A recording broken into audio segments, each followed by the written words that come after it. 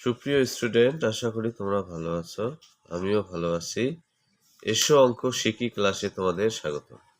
আজকে ষষ্ঠ শ্রেণীর গণিত বইয়ের অনুশীলনী 5-এর 27 নম্বর অঙ্কটি একটু দেখানোর চেষ্টা করতেছি। এর আগের অঙ্কগুলো তোমাদের সুন্দরভাবে করে দেওয়া হয়েছে।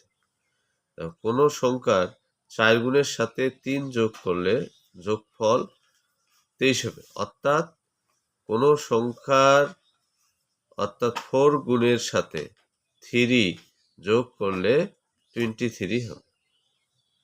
চলো আমরা মূল অঙ্কে যাই, সমাধানে যাই। দেখো, মনে করি আমরা যেহেতু সংখ্যাটি জানি, অজানা সংখ্যাটি বা সংখ্যাটি যে কোনো একটা ধরতে পারো তোমরা, যেহেতু ওটা জানা নেই আমাদের। সংখ্যাটি এক্স, তাহলে এক্স এর 4 গুণ অর্থাৎ 4x, এক্স এর 4 গুণ 4x। তাহলে আরো আছে যে 3 যোগ করলে, কোন সংখ্যার সাথে কি 3 যোগ করলে, অর্থাৎ দেখো প্রশ্ন মতে তাহলে 4x আছে, এর সাথে আমরা +3 যোগ করলাম, করার ফলে কত হলো, সংখ্যাটা কত হবে দেওয়া আছে 23।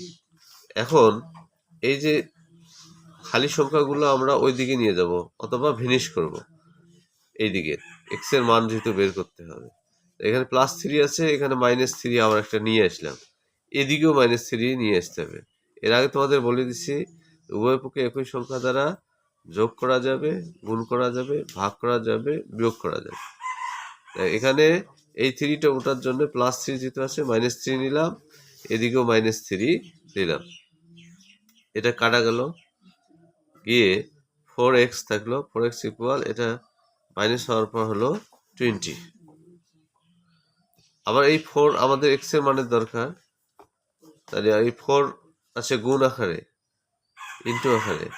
আমরা যদি 4 ভাগ দেই অর্থাৎ ডিভাইডেড 4 দেই, তাহলে এই 4 আর এই 4 কাটা যাবে। এদিকে 4 দিয়ে ভাগ করলাম, তো এদিকেও 4 দিয়ে ভাগ করতে হবে। তাই এখানে 4 কাটা যায় x, এখানে অর্থাৎ 5 আর 4 গুণ করলে 20 হয়, ভাগ করার পর 5 এসেছে। তাহলে x এর মান কত হলো 5। তাহলে নির্ণেয় সংখ্যাটি কত বাড়ালো 5। আমাদের কাঙ্ক্ষিত মান হচ্ছে এই 5। যেহেতু অজানা সংখ্যা বা সংখ্যাটি ধরেছিলাম আমরা x এর মান যেহেতু 5, তাহলে সংখ্যাটি হচ্ছে 5। আজ এই পর্যন্ত। ভালো থাকো, সুস্থ থাকো। এই অঙ্কগুলো প্র্যাকটিস করো, অঙ্ক যত প্র্যাকটিস করবো ততই ভালো। আজকের মতো বিদায় নিচ্ছি। আল্লাহ হাফেজ।